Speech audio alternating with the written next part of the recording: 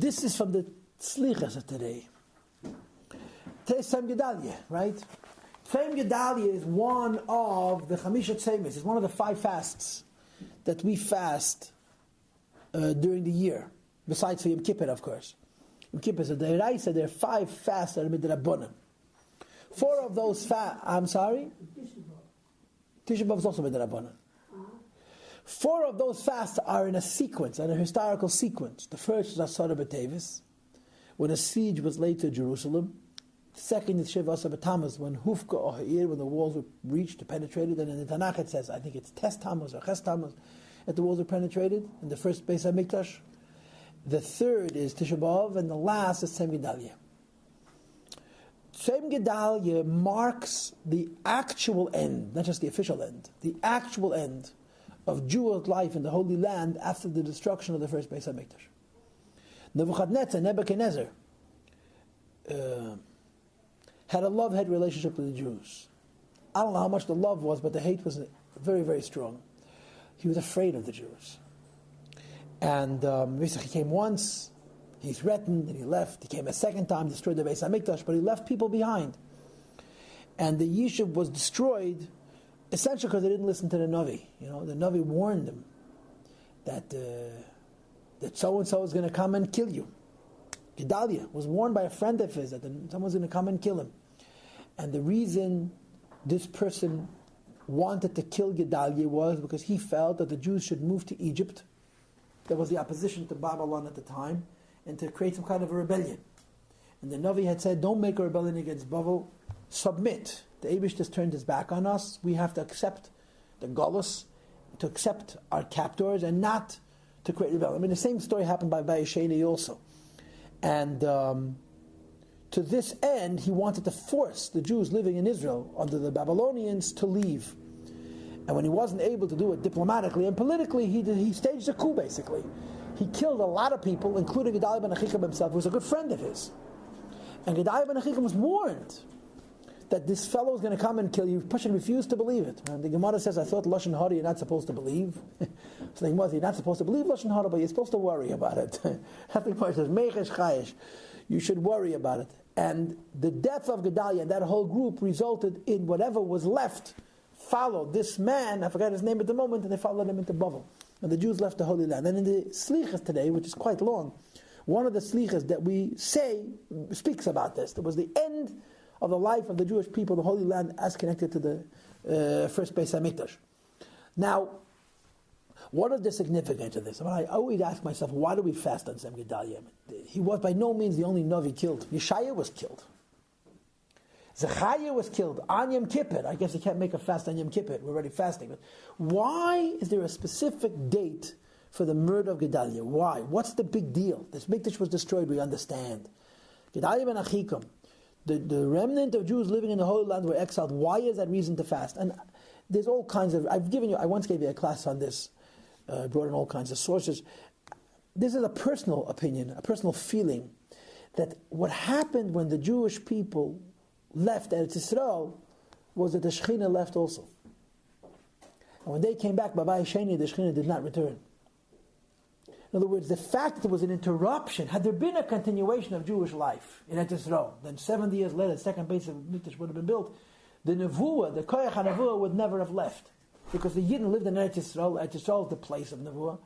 The destruction of the community of Jews in Israel meant a spiritual interruption of the relation between Hashem and the people. As related to the Holy Land, when the second Beis HaMikdash was rebuilt, it did not return. In other words, there's something very final, something very, very much an end in a not good way, in a tragic way that's associated with Tzom Gedalia.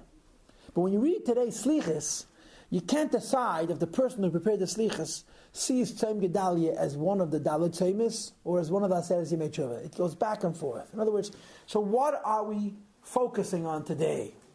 And in the Slichus, it flips back and forth. And I would say that the majority of the Slichus don't talk about the murder of Gedalia. I mean, this is much more Slichus than we say on, let's say, at Shivas Sabatamos or Sabatevis. It's very, very long. And the Slichus clearly entail 2 points. Number one, the murder of Gedalia and what it means. And number two, the end of the Yishuv. I'm sorry, I'm going to turn this. the end of the Yishuv of Yidden living in the Holy Land. Here is the kruz. Every day when we say Slichus, there is a rhyme that's repeated over and over again. One of the Slichus is always in this model, that it has a chorus, so to speak, and then it has a series of stanzas. HoRaisa Derech Teshuva Livas Hashoveiva. It has nothing to do with Tzom Gedalia whatsoever. It has everything to do with tshuva. And it's interesting. And I may have done this before, but I'm doing it again. The Payat chooses certain personalities of tshuva, right? And he focuses on the idea that the Eibishter gives opportunity to do tshuva. Who are the famous tshuva personalities? Who do we know historically that are famous personalities of tshuva? So the first one is Cain. Cain, here he brings Adam Rishon, but there's a lot who say that the difference between Cain and Adam was Adam wanted to know what he did wrong. And Cain said, forgive me, God will aved him in a say. Cain was choides. He made a hole under the Kisi HaKoved to open up a possibility for tshuva. A second personality that's of course very, very strongly connected to tshuva is David HaMelech. The Gemara says about David HaMelech that loy hoye David roy loy say ma'aseh. The aveda that David did was beyond him. It's impossible to explain based on David's personality and David's madrega that he should have done this aveda. And the Gemara says specifically about this aveda that noira alila b'nei the Eibishter made David do this aveda. Why? Because he knew that David knows how to do tshuva, and that by David doing this aveda, he will have to do tshuva.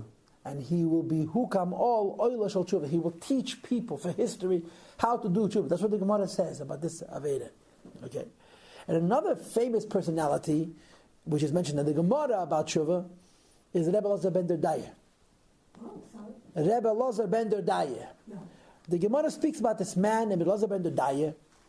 He obviously was so very great because he was such a great sinner. In other words, you got to be a big person to do big avedas. And he never missed an opportunity. The Gemara said he never missed a chance to do an Aveda. Never. And at the very, very end of his life, he did tshuva. Mamish, moments before he died, he did tshuva. It's poignant that the Gemara tells the story. He was old, and he heard some kind of a voice that spoke about the idea of tshuva. So he climbed between two hills, and he asked for help. He wanted to do tshuva. He wanted help. So he asked the heaven, he asked the earth, he asked the land, he asked the sea, he asked all different kinds of forces that should help him do tshuva. However you explain this literally, but this is the allegory that the Gemara uses. And he made an interesting discovery. Avedas you can do in public and have a lot of fun. Tshuva you do alone. Nobody wants to help him. Everybody's telling him, if I'm going to help you do tshuva, I got to do tshuva of my own Avedas. No one's perfect. The Avedas is a lot of fun. The tshuva you do alone. You meet your maker alone. So he realized that nobody's going to help him to do tshuva. So he went between two hills, and he put his head between his knees, and he cried until he died. As he said in the Gemara, that's pretty powerful. He put his head between his knees and he cried until he died. And a voice came out of the heaven and said, Reb Elazar ben Derdaya. He became a Reb, verstehst?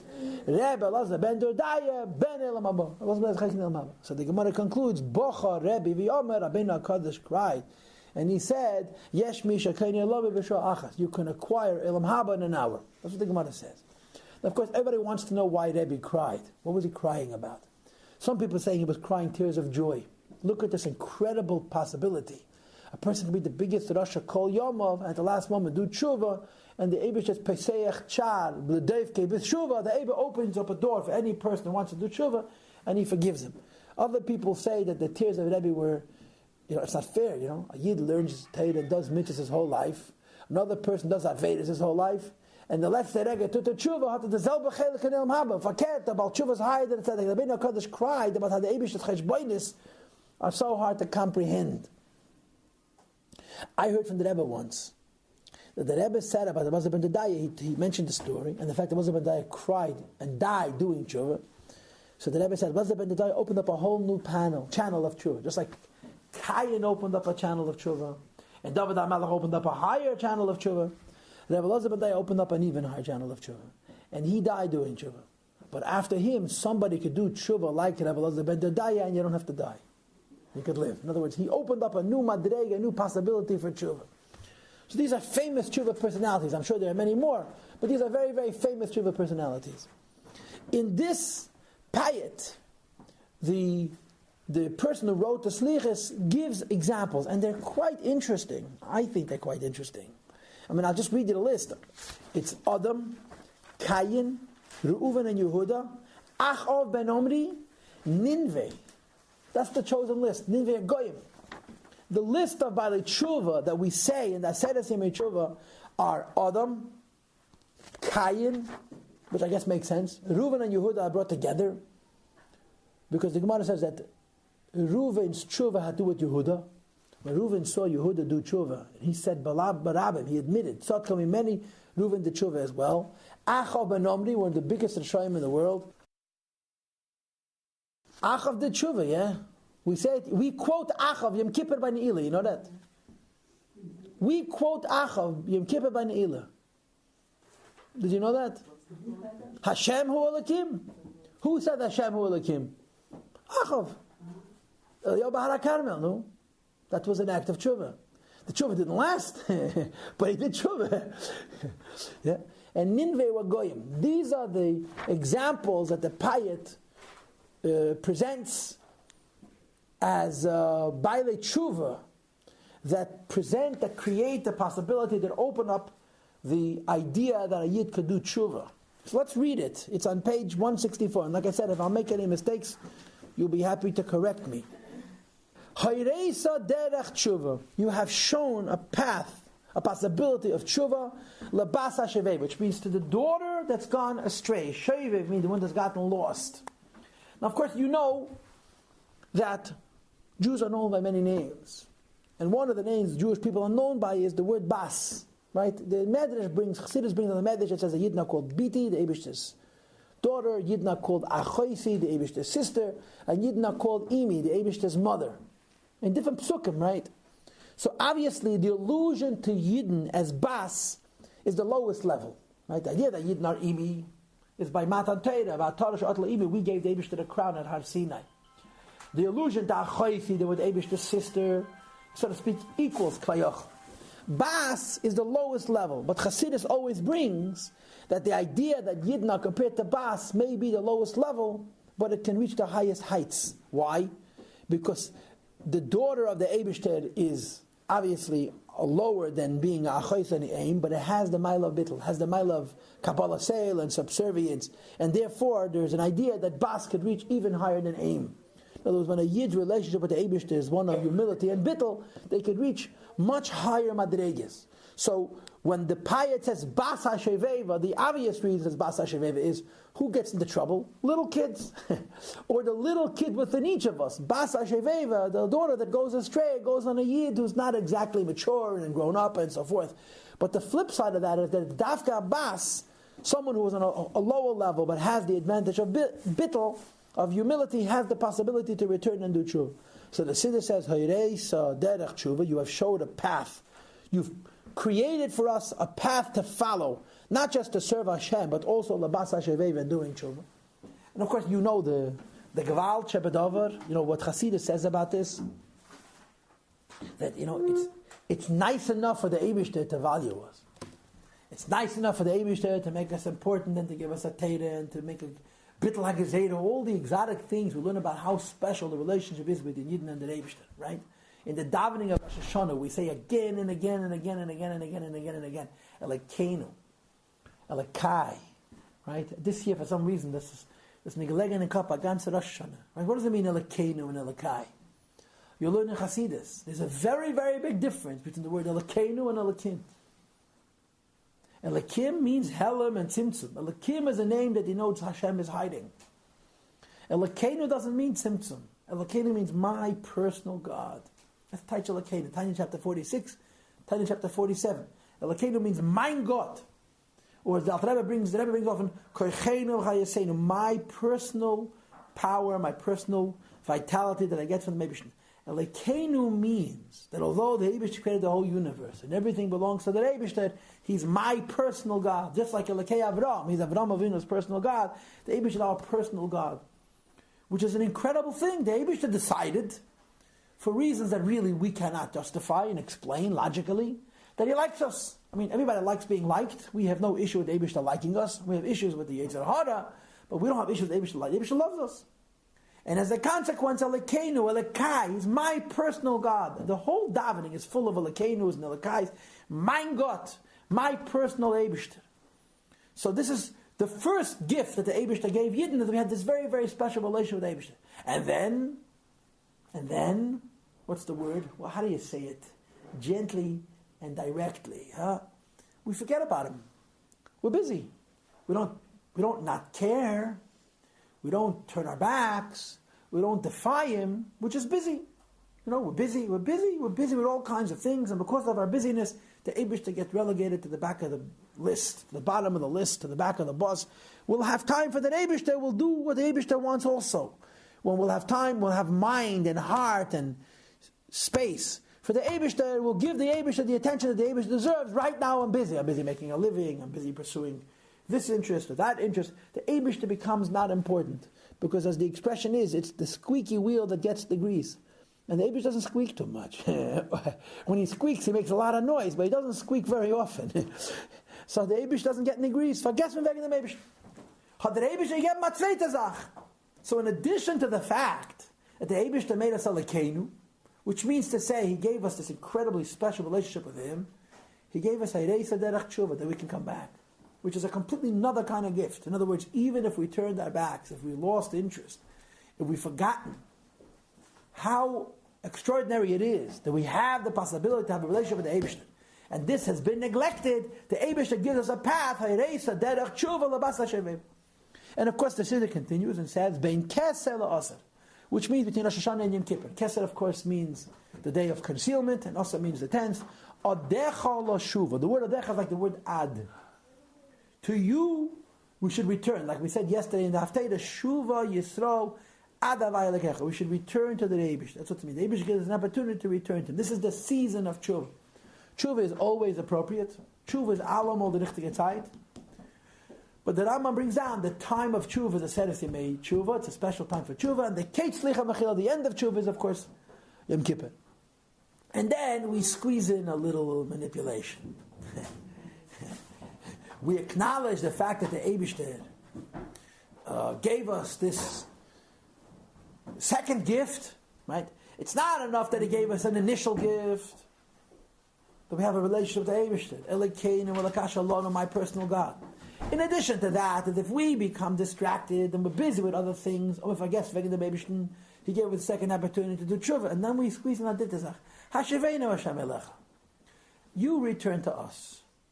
V'nashuva, and then we'll return to you. Hashoveiva Hashem Elecha v'nashuva means you re-embrace us. In other words, not only are we asking the Eibishter to accept our tshuva, we're telling the Eibishter what we want is that you should first re-embrace us, and then we will do tshuva. Avraham Fried has a song. It's from some kind of poem. Yochid v'rab malachak rabim.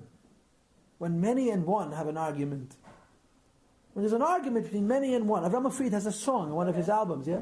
Yochid v'rab malachak rabim. When one and many argue, what's the halacha?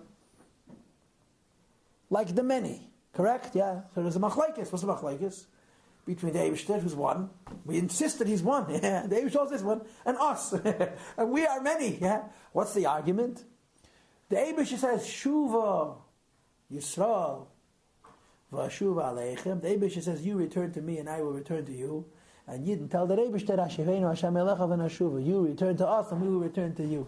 So this is, in other words, not only do we come on the Tzom Gedalia, on the Aseres Yemei Teshuva, and celebrate the fact that in addition to the bracha and the matana the Eibishter gave us, that Elokeinu v'Elokeinu of a special relationship with Him, He even gave us this incredible opportunity that, like it says in Tanya chapter 11, a person, he forgives you twice, 3 times, 4 times, he's sick of forgiving you. Stop punching me in the nose and stop saying I'm sorry. And if you're going to punch me in the nose, don't apologize.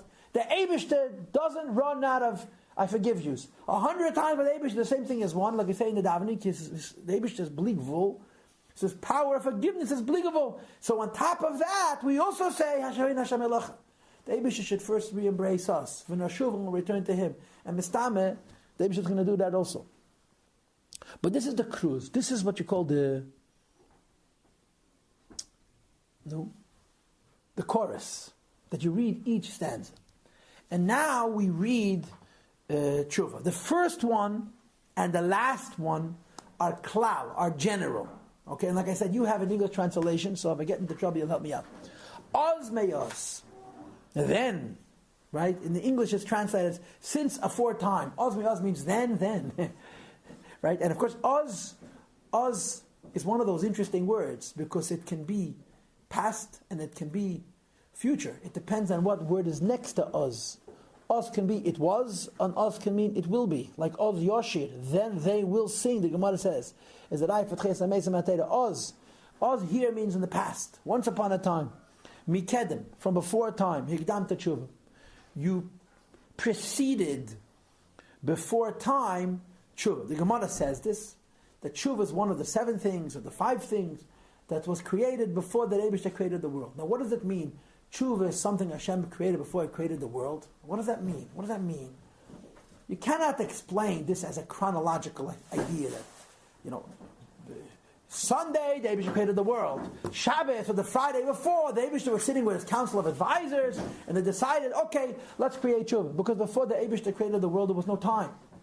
If there was no time, there wasn't like, before Sunday there was a Shabbos, there was a Friday, before Friday, they were sitting around and having meetings and discussing how the Eibush is going to create Seder Ishtalshalos. So of course Chassidus says that before time means higher than time, above the constraints of time, which has a number of connotations. Okay? That the Eibush, before there was a concept of time, already invented the concept of tshuva. In practical terms, this means before Yiddishkeit, the Eibishter created the solution to someone who violates Yiddishkeit. Which doesn't make any sense. Right? If you make rules, and you expect people to follow the rules, and then somebody breaks the rules, you have to create a new rule. What do you do for a lawbreaker? But how could you anticipate the lawbreaker before you have the laws? But that's what it means that tshuva is kadma la'olam. Before the Eibishter created the Torah, which Yidden are supposed to follow, He already created the solution for those who aren't going to follow the Torah. So of course the answer is not in Zman but in Madrege. Torah has a certain containment. Yiddishkeit has a certain framework. We call that Hishtalshalos, we call that Zman, we call that Atzilus. And in that framework, if you mess it up, it's messed up. Right? You break a dish. You can buy a new one, but the dish goes in the garbage. What was messed up is messed up. You cannot bring back what was broken unless you can go above it. Tshuva goes higher. Tshuva is higher than time means the koyach of tshuva reaches higher than the koyach of Torah mitzvahs. And therefore it can undo, it can reverse, it can heal a deficiency in the inyanim of Torah mitzvahs. And that's how Chassidus explains it. Tshuva is l'mayla min hazman. And I'm sure you know the story. It's quite famous. The Rebbe told us that the Rebbe was in Deutschland, the Friedrich was in Germany. He traveled a lot. The 30s, the Rebbe traveled a lot, especially the early 30s. Traveled constantly. And apparently one of the reasons for those travelings was because the Rebbe was not yet decided where he's going to settle, where he's going to live. And he was on a train. And there was some Rabbonim who were accompanying the Rebbe, seeing him off. Mitkovet, Kamuvan, as understood. So they were on the train, and the train was about to take off. It was a minute before the train was going to leave, and the German Rabbonim were in a rush to leave because in Deutschland, a minute means 60 seconds, and 60 seconds means whatever divisions of seconds into sub-seconds, but it's going to leave in 60 seconds. So one of the Deutsche Rabbonim takes out his pocket watch, takes a look at his watch, and says, Nach geblieben eine Minute. 1 minute left till the train departs, which is a formal way of letting the Rebbe know, we got to get out of here. So the Rebbe says, Kem narayin chap n'tan tshuva. The Friedrich Rebbe says, so you can chap arayin and do tshuva. Now what's the pshat in this word? So this is something we heard from the Rebbe so many times, that tshuva is b'shayt echad or b'rig echad. Tshuva doesn't have a sheet of zaman. You put on tefillin, you have to wear them for a certain amount of time. You sit in a sukkah, yeah? You have to sit in the sukkah for a certain amount. You blow a shofar. The sound has to last a certain number of seconds. Right? V'chulu, every mitzvah has shiurim, and one of the shiurim is man. If you don't do the shir for the prescribed time, you haven't done the mitzvah. How much time does tshuva take? And the answer is theoretically no time at all. Why does tshuva not take any time? Because tshuva is not in time. It's higher than time. Is that why it can heal? Because it doesn't have the gvul? It's lack of the gvul that makes it able to heal? Right. It goes higher than time. Chassidus says there's different madregas of tshuva. But is it the gvul aspect of the time that it's higher than and it can heal? Yeah. Okay. Tshuva not only affects that we shouldn't be punished. That's one of the things that Chassidus talks about so much. Not being punished is a simple tshuva. The profundity of tshuva, the richness of tshuva, the wholeness of tshuva is that it's retroactive. The Aveda never happened. The Aveda never happened. It's Lamayla min Azman. The Aveda never happened. This, of course, is what's called tshuva me'ahava, a higher kind of tshuva that not only heals mikan al haba, that shouldn't be punished, it heals retroactively. I want to tell you this story before I forget it. But this is a truly remarkable story. I heard this story from Rabbi Fuchs, Olav Shalom. I certainly have told you the story. There's no doubt I've told you the story before. Rabbi Herschel Fuchs, Olav Shalom, was my Melamed. He taught me Masechta Baba Basra in Tov Lamed Vav, 1976. He's a very, very sweet man. And anytime I would see him, he would talk to me. He had his stories on the Zachen. And he told me a lot of interesting stories. And I actually wrote a lot of them down. One of the personalities that he spoke to me about quite a bit was a Jew by the name of Berel Kurnitzer.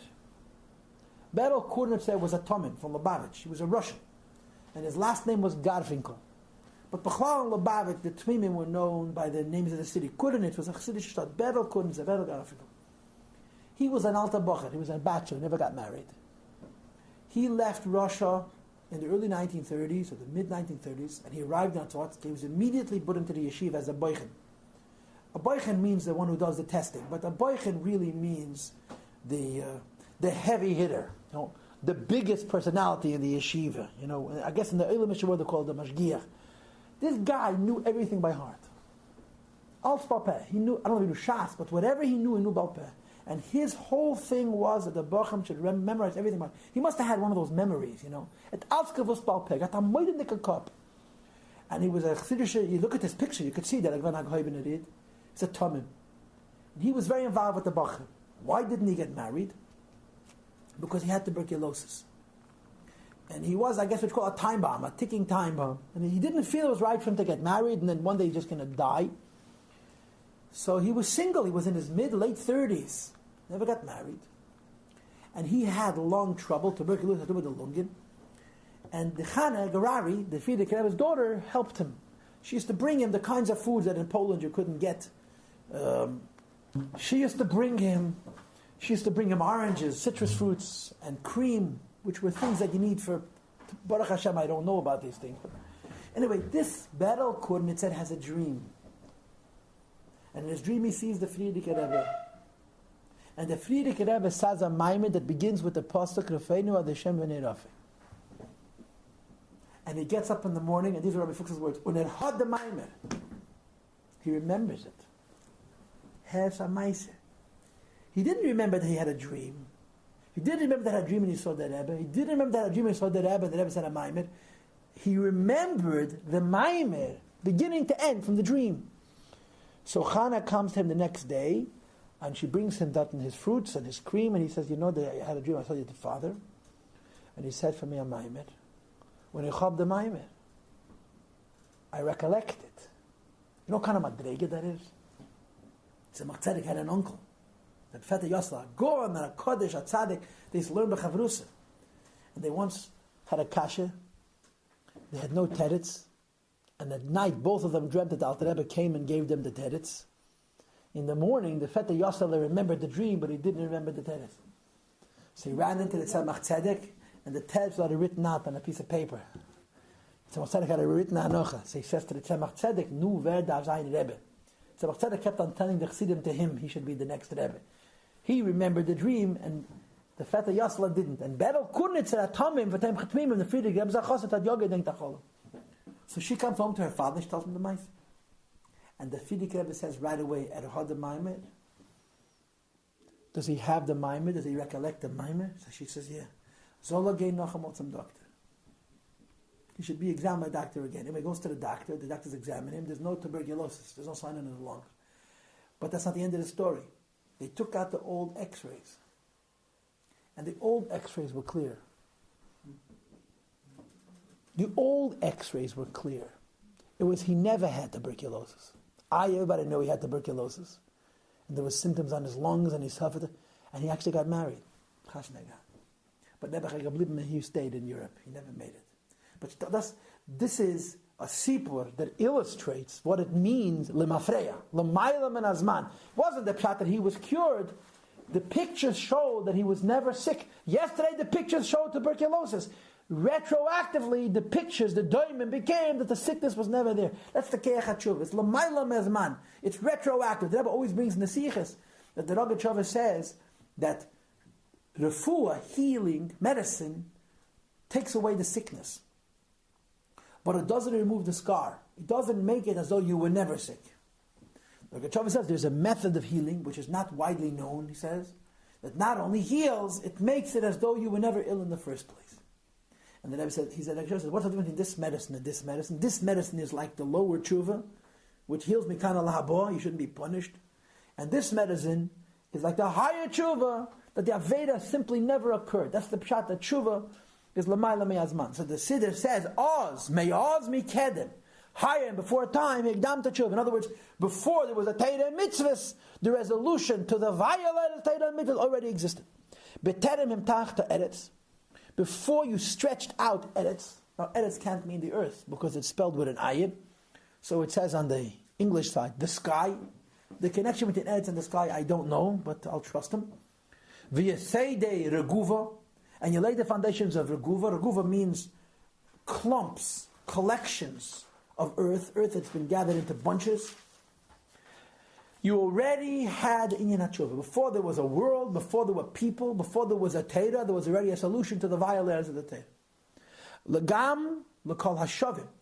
Also for all the returnees. Tzari umarpe chashuv.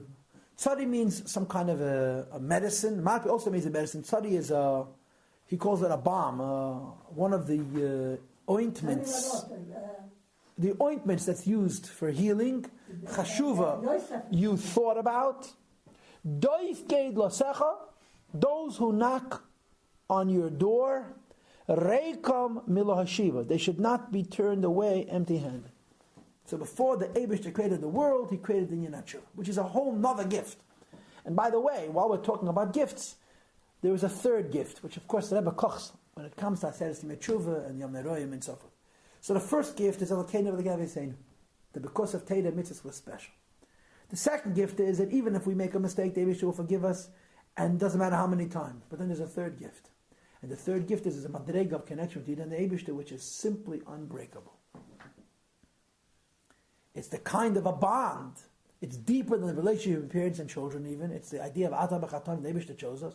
And on this level, it's impossible to sever the connection between Yid and the Eibishter. And the Rebbe says that the Yomim Neroyim, the Aseres Yemei Teshuva, and especially Rosh Hashanah Yom Kippur, are not only marked by the Inyan HaTshuva, which is also higher than Torah mitzvahs. It's marked by the Atzmi the Inyan. The idea that a Yid, on Rosh Hashanah, it's connected to Yivchalonu es Nachalaseinu, the Tilim that we say before Tkiyas.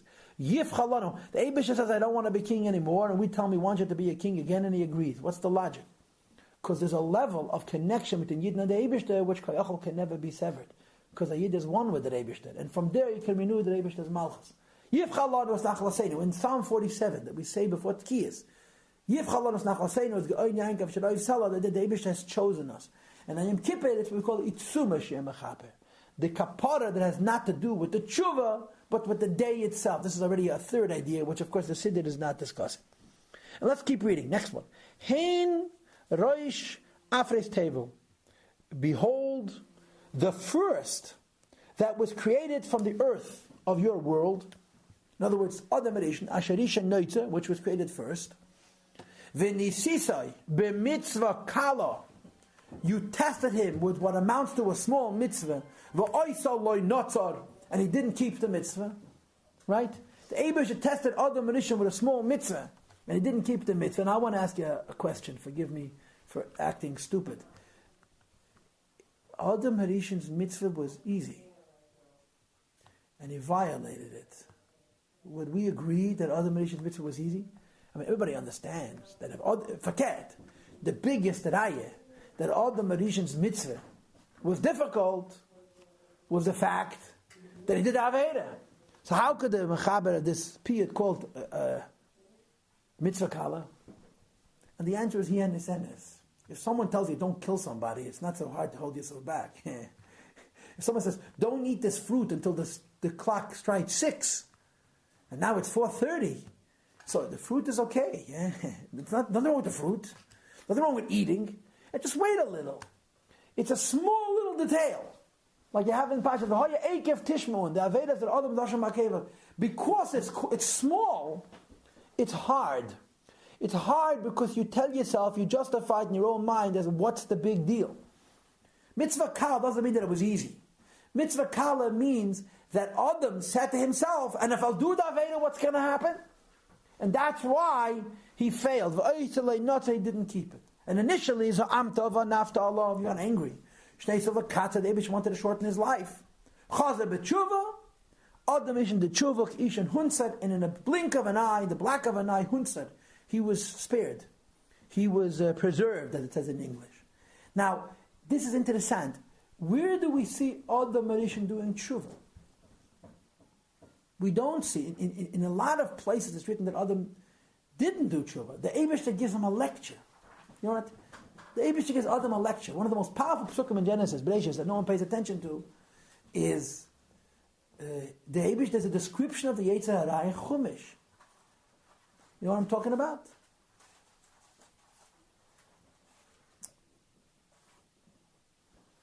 Ata Adam, it's Taktakayin. Halayim Teitiv, it's Takayim. Halayim Teitiv, if you do the right thing, Se'es, you'll have no problem with the Yetzer Hara. Ve'im Loi Seitiv, and I guess you'll translate that in practical terms, if you'll show the slightest weakness, the slightest vulnerability, the slightest willingness to give in, what's called here, Mitzvah Kala, La Pesach Chatas Revit, he's always there to pounce on you. Ve'elecha Chukase, he lives to conquer you. Ve'ata Timshal, but you're in charge. And the Targum Onkelos explains it. Halayim Teitev Evadach, if you do the right thing, Yishtafik Lach, leave you alone. V'im Loi Teitev Evadach, if you're not going to do the right thing, Lo Yoim Dino Chetach Natir, he's going to keep a cheshbon of every Aveda you did, and he's going to show up in the heavenly court when you're going to be judged. The Ased Lispara Minach, he will then punish you, like it says in the Gemara, who has Satan, who has Yetzer Hara, who has Satan, who has Malach HaMavos. He gets you to sin, he prosecutes against you in heaven, and he carries out the punishment. Im lo tesuv, unless you do tshuva. Ve'im tetuv, but if you do tshuva, yishtevek lach. He'll leave you alone. So the Chumash describes the Yetzer Hara. The Targum describes the Satan and the Malach HaMavos. Verstehst? So this is the Teda. So Adam Rishon was given a test, and he failed. And like I said, a lot of the Sfarim say that Adam didn't do tshuva, that Cain did tshuva, but according to this piyut, he did. Next, turn the page. This is Cain now. Ta Gizui, one of the branches of his trunk, made a mistake. By spilling his brother's blood. Yisarte benovanod, you punished him, you made him suffer by being a wanderer, a nomad, lechas kevachay, to constantly wander and not find a place of habitation. Ka'ez shavei lecha, from the moment that he returned to you, va'ozav reya darkei, and abandoned his evil ways, lishavasayim he'arachti, he gave him to live 7 generations, kol moite b'lahaket, nobody should be able to kill him. So the Eibishter forgave Cain. Cain, it says in Chazal, he was chotar. He opened up a hole, tachas kis Yaakov, he was involved in doing tshuva, and the Eibishter forgave him. And in the Chumash, his tshuva is described. It says, Godel abveinim inesei. Cain says to the Eibishter, my sin is, you can't suffer my sin, you can suffer everything else, you can't suffer my sin, you can't find a way of tolerating the fact that I'm not perfect. And the Eibishter gave him an opportunity, and he did tshuva. Now to the next.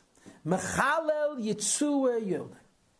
He violates, he dishonors the bed of the one who gave birth to him. Right? He violated Yaakov Avinu's bed, and of course Rashi says in Chumash, and the Gemara says it also, that Reuven simply took the bed of Yaakov, which was placed in Bilhah's tent after Rachel passed away, and put it into his mother's tent, where he felt it belonged, Leah.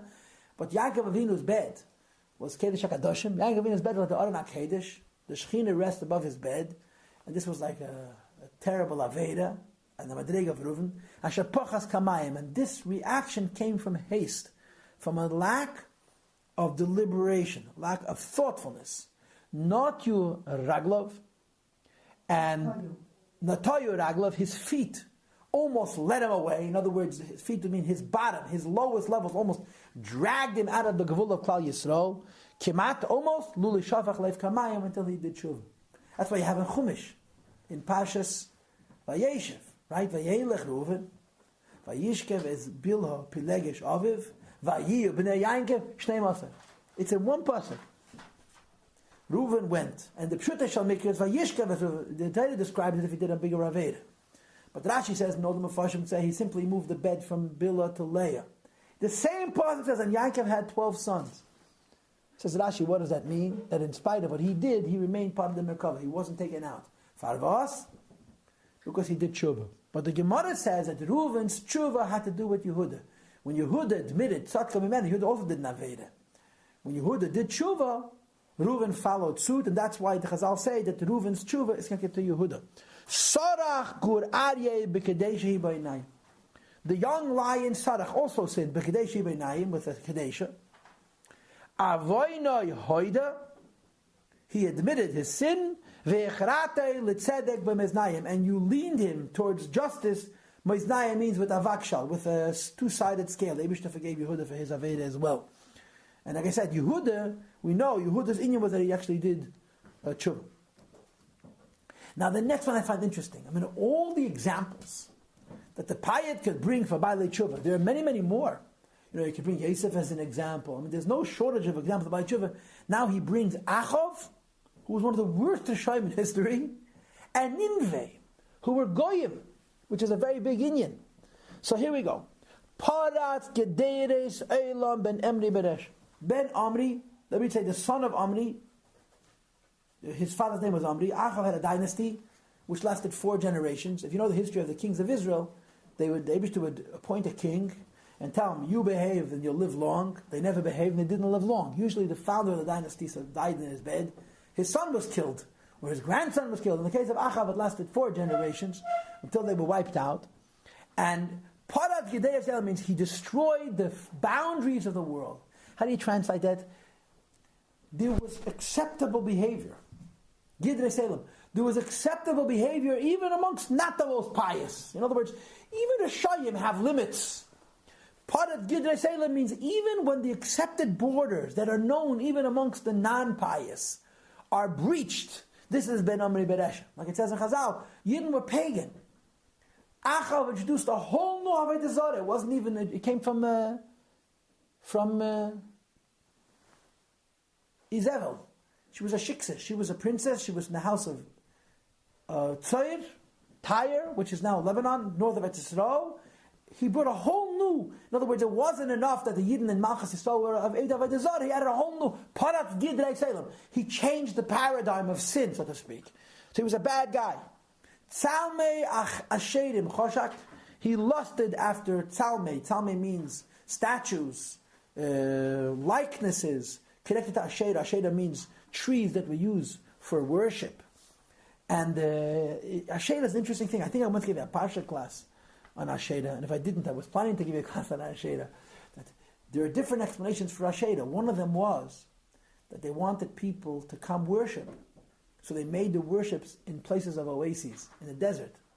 They would find a beautiful palm tree with water, with an oasis in the middle of the desert, and that's where they made the Avodah Zarah. In other words, the tree was really not the worship, it was a symbol of the worship. They'd build this beautiful, they'd plant this wonderful, wonderful tree, and when the tree was in its full bloom, they'd build the Avodah Zarah there to draw people in. Other people say that Asherah itself was the worship. But be that as it may, it was a bad thing.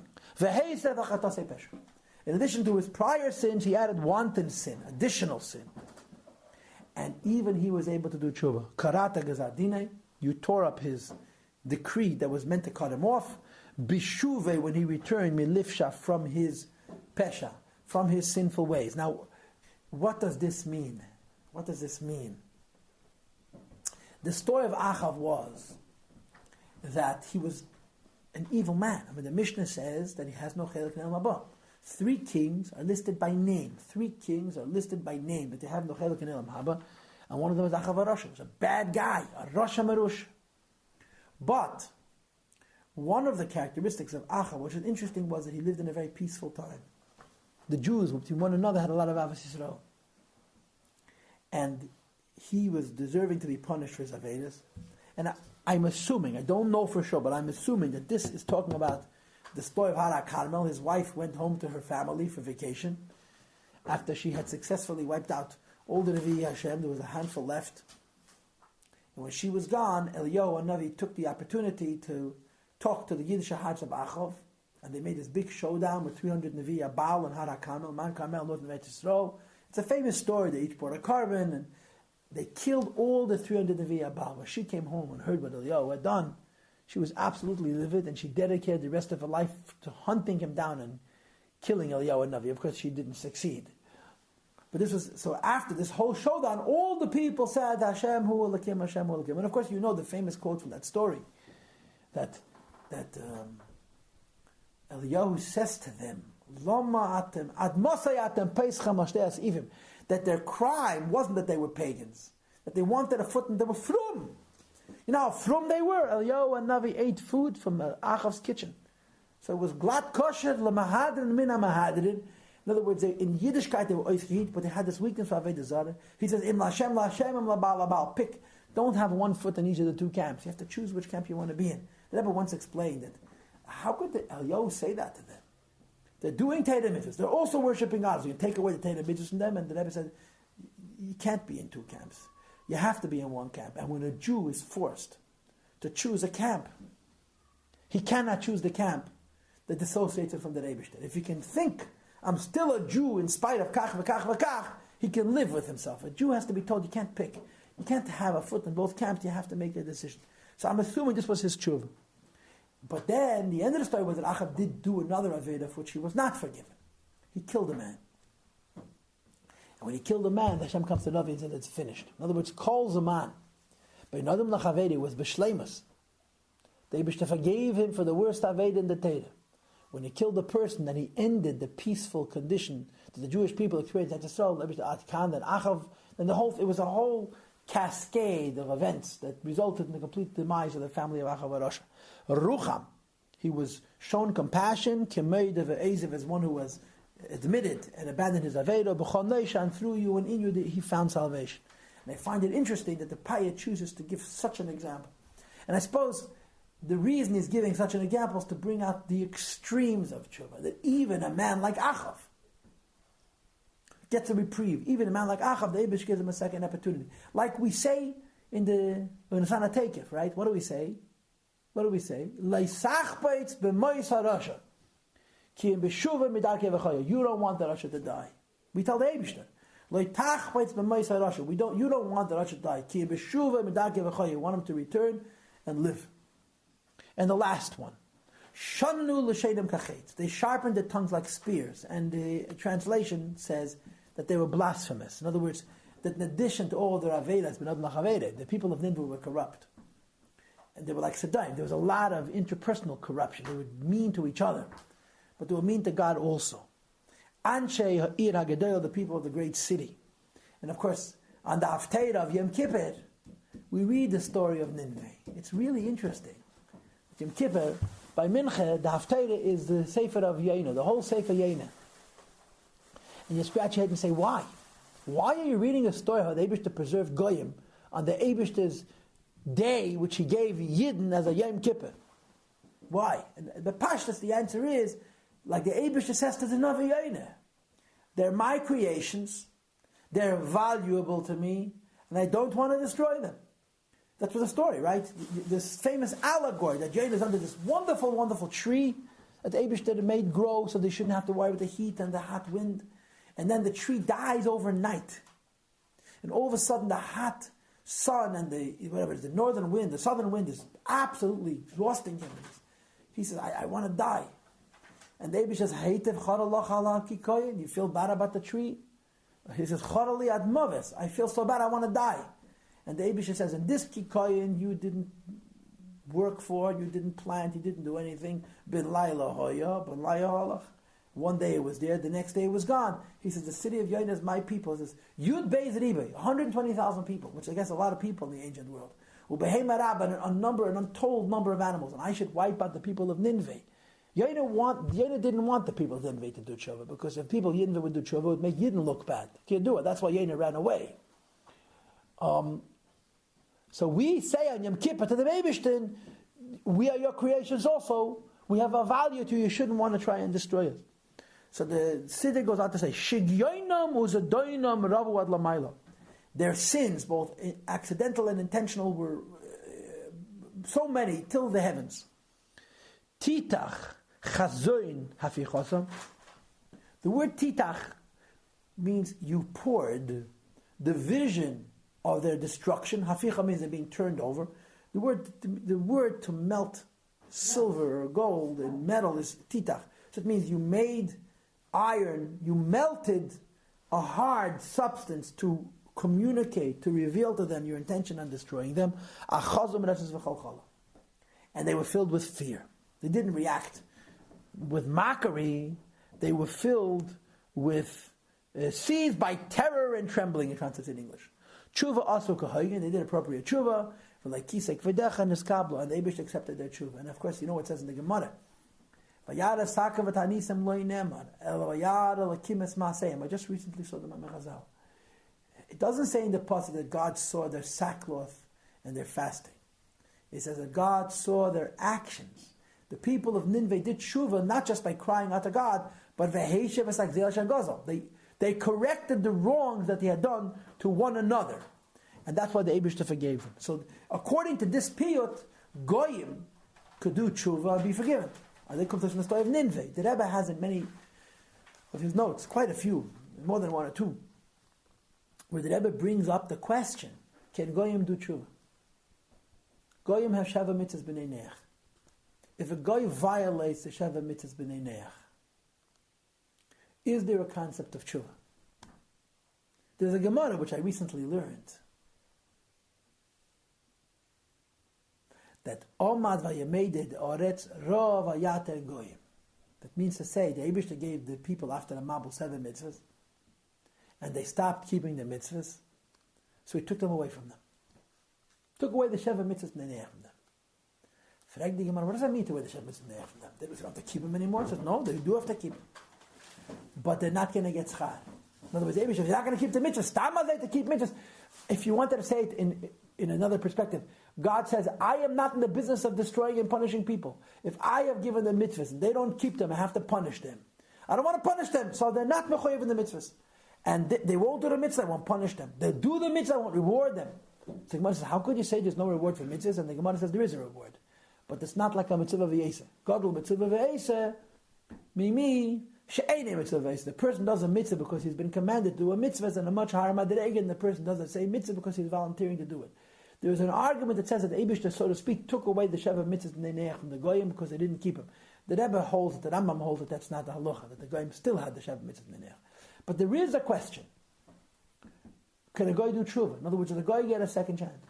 So is it true that a Goy can say Elokeinu, my God, but if a Goy does an Aved and cuts himself on the Eibishter, it's too late, cutters?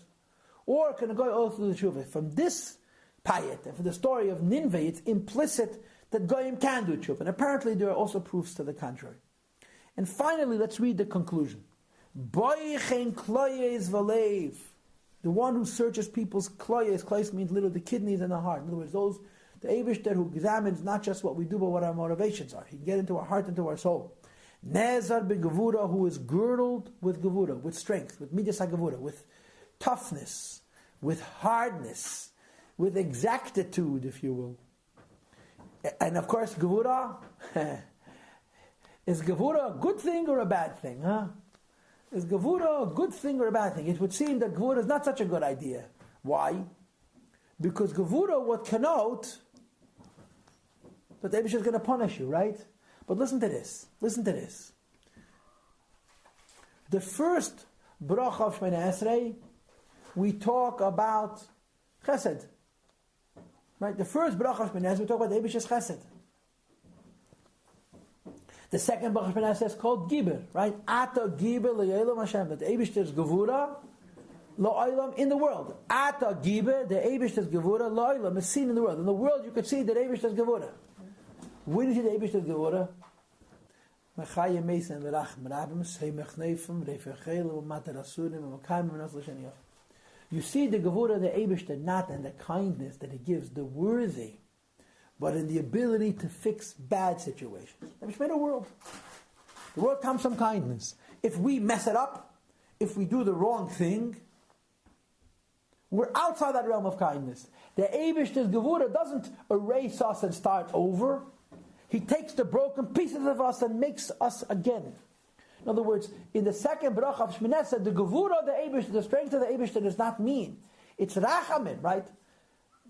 Mechayim meisim, berachamim rabim, v'ne'em onato lahachis meisim. The second bracha of Shemoneh Esrei is rachamim. Because the second bracha Shemoneh Esrei says the Gevura of the Eibush, not that punishes, the Gevura of the Eibush that can, he made something, we broke it, he doesn't throw it away and make a new one. He takes the shards that we made and makes it over again, makes it healthy, makes it good. And that's perhaps the Pshat Nezah B'Gevura. Yad Einu, you have made us and you continue to teach us Mada, a knowledge of Lechas Be'erech Yishara, that we should walk on a straight path. Mishuvei Seinu. But you've also taught us how to return imrabu befesha usrara. If we have increased in pesha means wanton sin and gone astray. No, please, lamancha, for yourself, hashivenu, bring us back, and aseis tshuda kshura, help us do appropriate tshuva. This is what how we finish this payat. That the Eibusha should do a favor for himself and help us do tshuva. Like you have in Tanya Perikh Tanya chapter 28. A very interesting conclusion. You have this twice in Tanya. That people find themselves in difficult situations, and you got to get out of those difficult situations, spiritual difficult situations. Right? For example, in chapter 28, the difficult situation is depression. People get depression for various reasons. One of the reasons people get into the depression is because of confusion.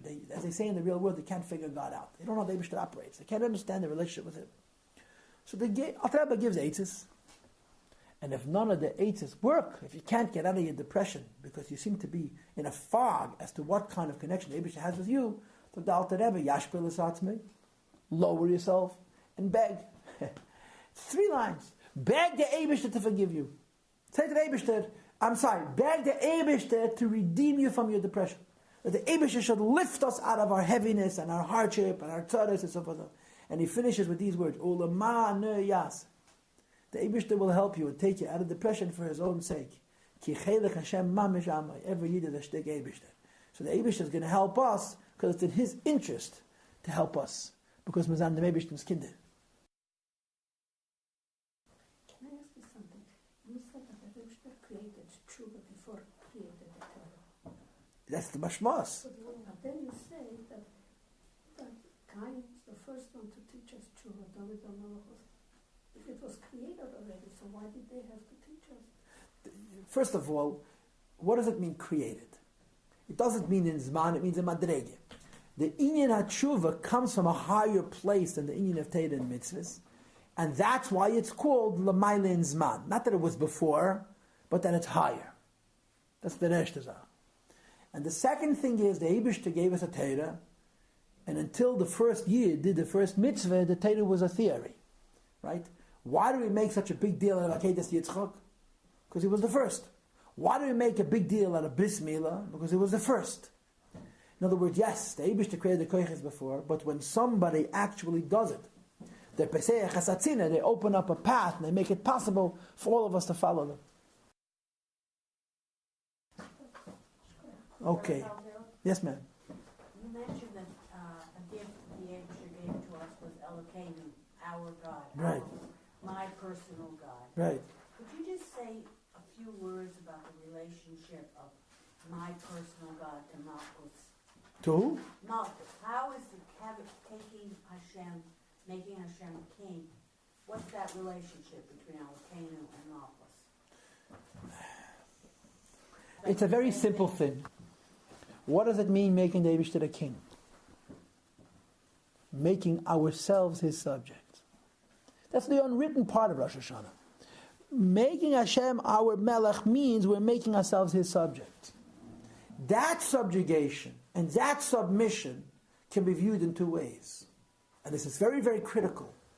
One way is I'm being forced into this. The Eibishter wants us to subjugate or sublimate ourselves to Him so He should be able to be our king, because if we don't do it... But there's another perspective. And that is, this is something very, very important to understand about Kabbalah Seil. Kabbalah Seil is the hardest thing in the world. For an American, Kabbalah Seil is unnatural as stopping to breathe. We hate being told what to do. We really do. We resent it. It's against our very, very nature. Unless we embrace it. When you embrace Kabbalah Seil, it doesn't stop being Kabbalah Seil. Doing things that you don't enjoy never becomes fun. It never becomes meaningful. But it becomes purposeful when we realize that the Kabbalah Seil that we are having in our relationship with the Eibishter is the greatest gift the Eibishter gave us. And that's what the Elokeinu is. We have to make him a melech. The game goes, he says, Tamluchuni aleichem. Hashem says to us, make me your king. Which already takes away the question of how are we making him a king freely if he's asked us to do it. The Eibush is a Kal Yachol. He can ask us and yet he's not interfering with our choice. Fine. But when we're making him a king, we're doing it by bittling ourselves to him, subjugating, giving ourselves to the Eibush.